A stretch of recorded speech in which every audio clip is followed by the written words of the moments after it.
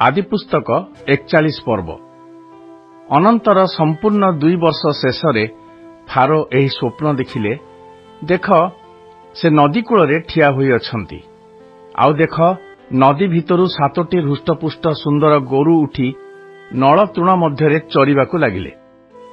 सेमानंकर उत्तारे देख अन्य 7टा कृश ओ कुत्सित गोरु नदी उठी नदी तटरे सेही गोरु मानक पाखरे ठिया हेले। तहिरे सेही कृश ओ कुत्सित गोरु सेही 7टी हृष्टपुष्ट सुंदर गोरुंकु खाई पकाइले।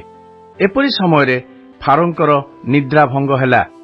तहे उत्तारे से निद्रित होई द्वितीय थर स्वप्न देखिले। गोटे संढारे 7टी परिपुष्ट ओ उत्तम सीसा बाहरिला। सेमानक उत्तारे पूर्वीय वायुरे शुष्क आउ 7टा क्षीण सीसा उत्पन्न हैला। पुणी सेही 7टा क्षीण सीसा सेही 7टी परिपुष्ट ओ पूर्ण सीसा को ग्रास कला। एपरि समय फारोंकर निद्रा भंग हुअन्ते स्वप्न मात्र ज्ञान हैला। पुणी प्रभातरे तांकर मन उद्विग्न हैला। तहु से लोक पठाई मिसर देशीय मंत्रज्ञ ओ पंडित समस्त को डकाइले। मात्र फारो सेमानक निकटरे आपणा स्वप्नर कथा कहन्ते सेमानक मध्यरु केही फारोंकु तहिर अर्थ कहि पारिले नाही। सेतेबेले प्रधान पानपात्र बाहक फारोंक छामुरे निवेदन कला, आजी मु निज अपराध स्मरण करूअछि। फारो आपणा दास मो प्रति ओ प्रधान सुपकार प्रति क्रोधान्वित होई आम्भ मानकु रक्षक सैन्याधिपतिर कारागार रे बंद करी रखिथिले। तहिरे आम्भे दुहे एक रात्रि रे स्वप्न देखिलु। पुनि दुहिक स्वप्नर 2 प्रकार अर्थ हैला। सेठारे अन्य मानक संगरे रक्षक सैन्याधिपतिर दास जणे एब्रिय जुबा थिला। आम्भे माने ताकु स्वप्नर कथा कहन्ते से आम्भ मानकु तहिर अर्थ कहिला। प्रत्येक जनर स्वप्नानुसारे अर्थ कहिला। तहिरे से आम्भ दुही की जेरूप अर्थ कहिथिला तद्रूप घटिला। मु पूर्व पदरे नियुक्त हेली ओ से फांसी पाइला। सेतेबेले फारो जोसेफंकु डकाई पठान्ते लोक माने कारागाररु तांकु शीघ्र आनिले। से खौर कर्म करी ओ उत्तम वस्त्र पिंधि फारोंक छामुरे उपस्थित हेले। तहु फारो जोसेफंकु कहिले, आम्भे गोटिए स्वप्न देखिअछु। केही तहिर अर्थ करि पारु नाहांती। मात्र आम्भे तुम्भ विषय शुणिअछु जे तुम्भे स्वप्न शुणिले तहिर अर्थ करिपार। तहिरे जोसेफ कहिले, ताहा मोहर आयत्त नुहे। मात्र परमेश्वर फारोंकु मांगलिक उत्तर देबे। तहु फारो जोसेफंकु कहिले, आम्भ स्वप्न रे देख आम्भे नदी तटरे ठिया होइथिलु। तहिरे नदी भितरु 7टी हृष्टपुष्ट सुंदर गोरु उठी नल तृण मध्यरे चरिबाकू लागिले। अनंतर सेमानक उत्तारे आउ 7टा दुर्बल अति कुत्सित ओ कृशांग गोरु उठी आसिले। आम्भे सेमानक परि कुत्सित गोरु समुदाय मिसर देशरे कदापि देखि नाहु। पुनि सेही कृश कुत्सित गोरु पूर्वर हृष्टपुष्ट सेही 7टी गोरुंकु खाई पकाइले। मात्र खाइला उतारे सेमानकर पेट खाइला परि जणागला नाही। सेमाने पूर्व परि कुत्सित रहिले। एपरि समय आम्भर निद्रा भंग हैला। अनंतर आम्भे स्वप्न रे देखिलु जे देख गोटिए संढारे 7टी पूर्ण ओ उत्तम सीसा बाहरिला। तहे उत्तारु पूर्वीय वायुरे शुष्क क्षीण ओ म्लान 7टा सीसा उत्पन्न हैला। पुणी सेही क्षीण सीसा सेही उत्तम 7 सीसा को ग्रास कला। एही स्वप्न आम्भे मंत्रज्ञ मानकु कहिलु। मात्र केही एथिर अर्थ आम्भकु कहि पारिले नाही। तेबे जोसेफ फारोंकु कहिले, फारोंकर स्वप्न एक। परमेश्वर जहा करिबाकु उद्यत ताहा फारोंक प्रति प्रकाश करिअछंती। सेही 7टी उत्तम गोरु 7 वर्ष स्वरूप।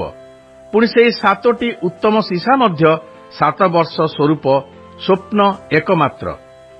तहि पश्चात उत्थित सेही 7टा कृश कुत्सित गोरु 7 वर्ष स्वरूप आउ पूर्वीय वायुरे शुष्क 7टा सीसा मध्य दुर्भिक्षर 7 वर्ष स्वरूप। मु फारोंकु कहिअछि, परमेश्वर जहा करिबाकू उद्यत ताहा फारोंकु देखाई अछंती। देखंतु समस्त मिसर देशरे 7 वर्ष महासुभिक्ष आसुअछि। ତହିଁ ପଛେ 7 ବର୍ଷ ଦୁର୍ଭିକ୍ଷ ପଡ଼ିବ। ସମସ୍ତ ସୁଭିକ୍ଷ ମିଶର ଦେଶରୁ ବିସ୍ମୃତ ହେବ। ଦୁର୍ଭିକ୍ଷ ଦେଶକୁ ଧ୍ୱଂସ କରିବ। ପୁଣି ପଶ୍ଚାତବର୍ତ୍ତୀ ଦୁର୍ଭିକ୍ଷ ହେତୁରୁ ଦେଶରେ ସୁଭିକ୍ଷ ଜଣାପଡ଼ିବ ନାହିଁ, କାରଣ ତାହା ଅତି ଭାରୀ ହେବ। ଫାରୋ ଦୁଇଥର ସ୍ୱପ୍ନ ଦେଖିବାର ଭାବ ଏହି ଯେ ପରମେଶ୍ୱରଙ୍କ ଦ୍ୱାରା ତାହା ନିଶ୍ଚିତ ହୋଇଅଛି, ପୁଣି ପରମେଶ୍ୱର ତାହା ଶୀଘ୍ର ଘଟାଇବେ। ଏଣୁକରି ଏବେ ଫାରୋ ଜଣେ ବୁଦ୍ଧିମାନ ଜ୍ଞାନୀ ପୁରୁଷ ଦେଖି ମିଶର ଦେଶ ଉପରେ ନିଯୁକ୍ତ କରନ୍ତୁ। ଫାରୋ ଏହା କରନ୍ତୁ, ଆଉ ଦେଶରେ ଅଧ୍ୟକ୍ଷଗଣ ନିଯୁକ୍ତ କରି 7 ବର୍ଷ ସୁଭିକ୍ଷ ସମୟରେ ମିଶର ଦେଶରୁ ଶସ୍ୟର ପଞ୍ଚମାଂଶ ଗ୍ରହଣ କରନ୍ତୁ। ଅର୍ଥାତ୍ ସେମାନେ ସେହି ଆଗାମୀ ଉତ୍ତମ ବର୍ଷର ସବୁ ଭକ୍ଷ୍ୟ ସଂଗ୍ରହ କରନ୍ତୁ। ପୁଣି ପ୍ରତି ନଗରରେ ଖାଦ୍ୟ ନିମନ୍ତେ ଫାରୋଙ୍କର ହସ୍ତାଧୀନରେ ଶସ୍ୟ ସଞ୍ଚୟ କରି ରକ୍ଷା କରନ୍ତୁ। ଏହି ରୂପେ ମିଶର ଦେଶରେ ଭବିଷ୍ୟତ ଦୁର୍ଭିକ୍ଷର 7 ବର୍ଷ ନିମନ୍ତେ ଦେଶର ନିର୍ବାହାର୍ଥେ ସେହି ଭକ୍ଷ୍ୟ ସଞ୍ଚିତ ଥିଲେ ଦୁର୍ଭିକ୍ଷ ଦ୍ୱାରା ଦେଶ ଉଚ୍ଛିନ୍ନ ହେବ ନାହିଁ। ସେତେବେଳେ ଫାରୋଙ୍କର ଓ ତାଙ୍କର ଦାସମାନଙ୍କର ଦୃଷ୍ଟିରେ ଏହି କଥା ଉତ୍ତମ ବୋଧ ହେଲା। ତହିଁରେ ଫାରୋ ଆପଣା ଦାସମାନଙ୍କୁ କହିଲେ, ଆମ୍ଭେମାନେ କି ଏହାଙ୍କ ପରି ପୁରୁଷ ଆଉ ପାଇପାରିବା? ଏହାଙ୍କଠାରେ ପରମେଶ୍ୱରଙ୍କର ଆତ୍ମା ଅଛନ୍ତି। ତହୁଁ ଫାରୋ ଯୋସେଫଙ୍କୁ କହିଲେ, ପରମେଶ୍ୱର ତୁମ୍ଭକୁ ଏ ସମସ୍ତ ଜଣାଇଅଛନ୍ତି, ଏଣୁ ତୁମ୍ଭ ପରି ବୁଦ୍ଧିମାନ ଓ ଜ୍ଞାନୀ କେହି ନାହିଁ। ତୁମ୍ଭେ ଆମ୍ଭର ଗୃହାଧ୍ୟକ୍ଷ ହୁଅ।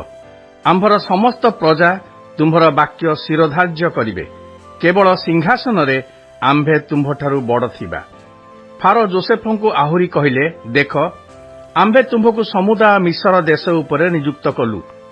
ଅନନ୍ତର ଫାରୋ ଆପଣାର ହସ୍ତରୁ ନିଜ ସନ୍ତକ ଅଙ୍ଗୁରୀୟ କାଢ଼ି ଯୋସେଫଙ୍କ ହସ୍ତରେ ଦେଇ ତାଙ୍କୁ ସୂକ୍ଷ୍ମ ବସ୍ତ୍ର ପିନ୍ଧାଇ ତାଙ୍କ ଗଳାରେ ସୁବର୍ଣ୍ଣ ହାର ଦେଲେ। ପୁଣି ତାଙ୍କୁ ଆପଣା ଦ୍ୱିତୀୟ ରଥରେ ଆରୋହଣ କରାଇଲେ, ଆଉ ଲୋକମାନେ ତାଙ୍କର ଆଗେ ଆଗେ ଅବ୍ରେକ୍ ଅବ୍ରେକ୍ ଅର୍ଥାତ୍ ଆଣ୍ଠୁପାତ ଆଣ୍ଠୁପାତ ବୋଲି ଘୋଷଣା କଲେ। ଏହି ପ୍ରକାରେ ସେ ତାଙ୍କୁ ସମସ୍ତ ମିଶର ଦେଶ ଉପରେ ନିଯୁକ୍ତ କଲେ। ଅନନ୍ତର ଫାରୋ ଯୋସେଫଙ୍କୁ କହିଲେ, ଆମ୍ଭେ ଫାରୋ ଅଟୁ, ଏହେତୁ ତୁମ୍ଭ ଆଜ୍ଞା ବିନୁ ସମସ୍ତ ମିଶର ଦେଶରେ କୌଣସି ଲୋକ ହାତ ଗୋଡ଼ ଉଠାଇ ପାରିବ ନାହିଁ। ପୁଣି ଫାରୋ ଯୋସେଫଙ୍କର ନାମ ସାଫନତ୍ ପାନେହ ଅର୍ଥାତ୍ କରାପ୍ରାତା ରଖିଲେ।